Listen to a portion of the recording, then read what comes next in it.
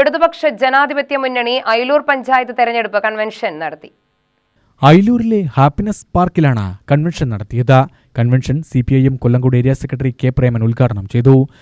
LDF സർക്കാരിന്റെ നേതൃത്വത്തിൽ നടപ്പിലാക്കിക്കൊണ്ടിരിക്കുന്ന ജനക്ഷേമകരമായ വികസന പ്രവർത്തനങ്ങൾക്ക് തുടർച്ചയുണ്ടാവുന്നതിനും രാജ്യത്ത് സാധാരണക്കാരുടെയും പാവങ്ങളുടെയും തൊഴിലാളികളുടെയും കർഷകരുടെയും അഭിവൃദ്ധിക്ക് വേണ്ടി പൊരുതുന്ന ഒരു ഗവൺമെന്റിന്റെ മുന്നേറ്റത്തിന് വേണ്ടിയുള്ള തെരഞ്ഞെടുപ്പ് കൂടിയാണ് ഈ പഞ്ചായത്തിലേക്ക് നടക്കുന്ന തെരഞ്ഞെടുപ്പ്.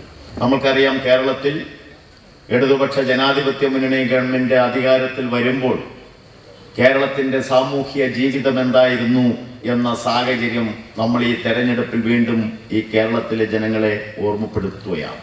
കേരളത്തിൽ സാമൂഹ്യ ജീവിതത്തിലേറെ ദുസ്സഹനീയമായ സാഹചര്യത്തിൽ നിന്നുമാണ് കേരളം എന്ന് പറയുന്ന ഇന്ന് ഇന്ത്യ രാജ്യത്തെ എല്ലാ നന്മകളുടെയും മുന്നിൽ ഒന്നാമതെത്തിക്കുന്നതിന് വേണ്ടി LDF സർക്കാരിന് കഴിഞ്ഞു എന്ന യാഥാർത്ഥ്യം ഇന്ന് അംഗീകരിക്കാത്ത ഒരാള് ഈ കേരളത്തിൽ ഉണ്ടാവില്ല.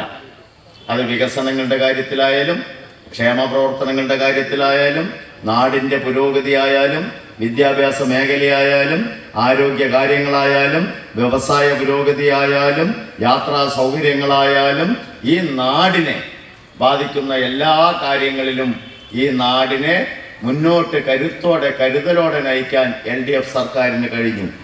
കൺവെൻഷനിൽ CPI നേതാവ് ബിജു ബി ജോസഫ് അധ്യക്ഷനായി.